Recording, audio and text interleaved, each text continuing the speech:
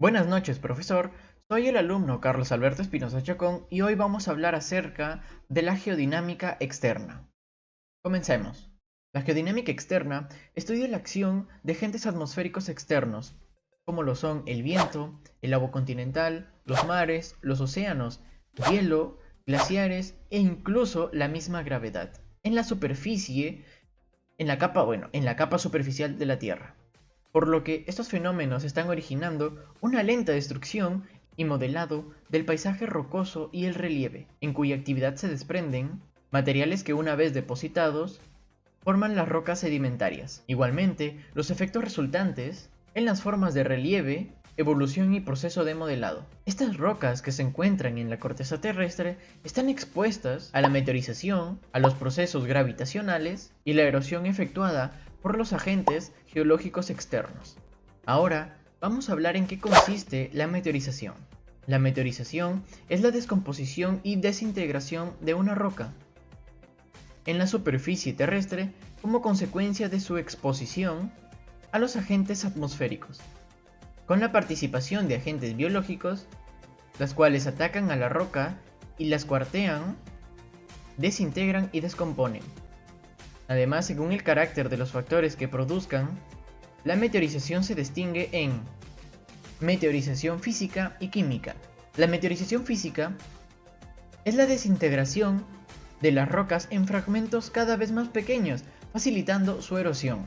Algunos de los agentes que producen la fragmentación son el cambio de temperatura, el hielo, la actividad biológica, entre otros.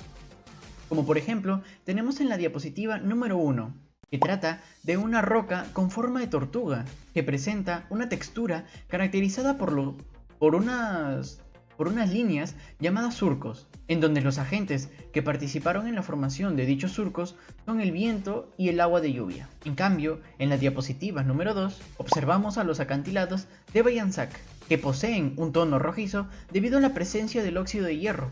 Además, podemos encontrar una gran actividad biológica, como son los arbustos pequeños y los restos fósiles encontrados, por lo cual estaría propiciando la destrucción de la roca.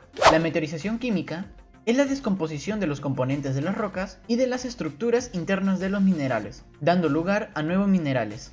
Los principales agentes que participan en esta meteorización son el ácido carbónico, el oxígeno y el agua. Pero hay que tener algo en claro. Por ejemplo, si queremos nosotros diferenciar entre una meteorización química o física, hay que simplemente basarnos en su terminación, ya que la meteorización física suele tener una terminación en clastia. Por ejemplo, la termoclastia, la crioclastia, la haloclastia, entre otros.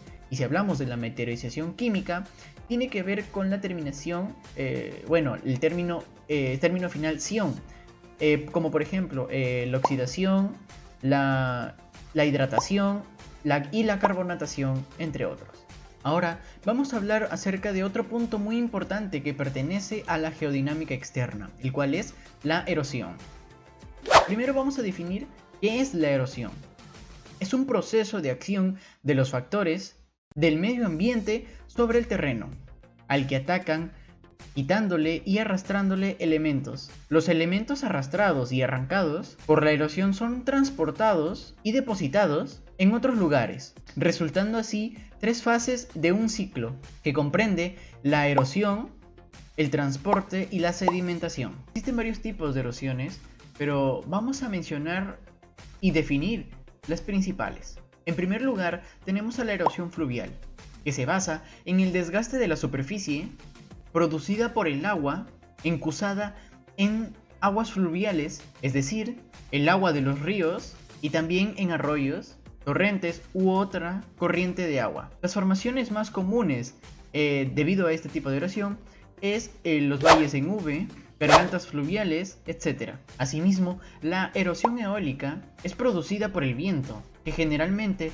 se desplaza de zonas de alta presión a baja presión y con su fuerza transporta materiales erosionados de unos lugares a otros. Tenemos por ejemplo a pedestales, arcos, etc. La erosión glacial es causada por el movimiento del hielo sobre la superficie terrestre. La fuerza de gravedad atrae al hielo hacia el valle por su mayor profundidad, como sucede con las aguas de un río. Un claro ejemplo de la erosión glacial son los valles Amu, los pasos, los fiordos, entre otro tipo de formaciones. Y por último, pero no menos importante, tenemos a la erosión marina, que trata del continuo desgaste de la costa y también la eliminación de los sedimentos ocasionado mayormente por el efecto de las olas y corrientes marinas y en menor medida por la marea y la fauna marina. Entre los ejemplos que podemos destacar debido a este tipo de erosión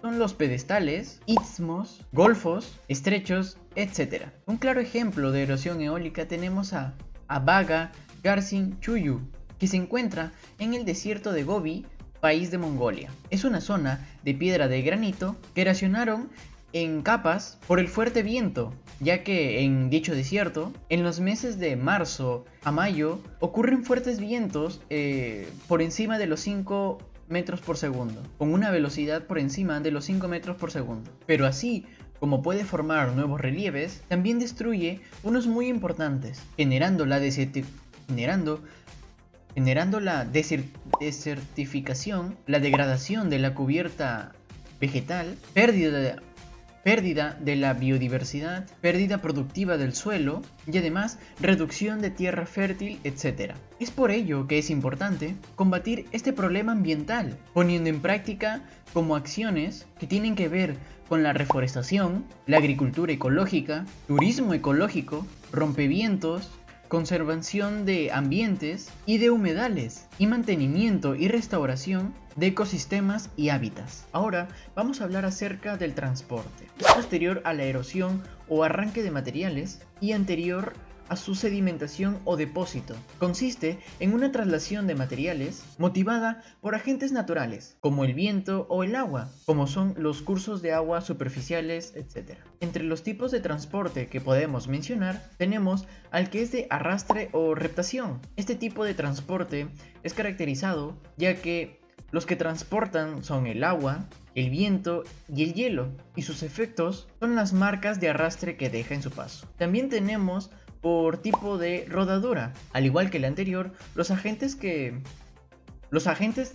transportan son el agua, el viento y su efecto el de dejar la superficie redondeada. También tenemos el tipo de transporte por saltación, que los agentes que transportan son el agua y el viento, pero a diferencia de los demás, producen una marca de impacto. También tenemos por suspensión, los cuales los agentes de transporte son el agua, el aire y el hielo. Y por último tenemos el de tipo flotación, que los agentes principales para el transporte son el agua y el hielo. Como podemos apreciar en la diapositiva número 7, el desierto de Gobi es propenso a sufrir tormentas de arena, especialmente en los meses de marzo a mayo, debido a que aumenta la velocidad del viento, facilitando el movimiento de las partículas de la arena por suspensión.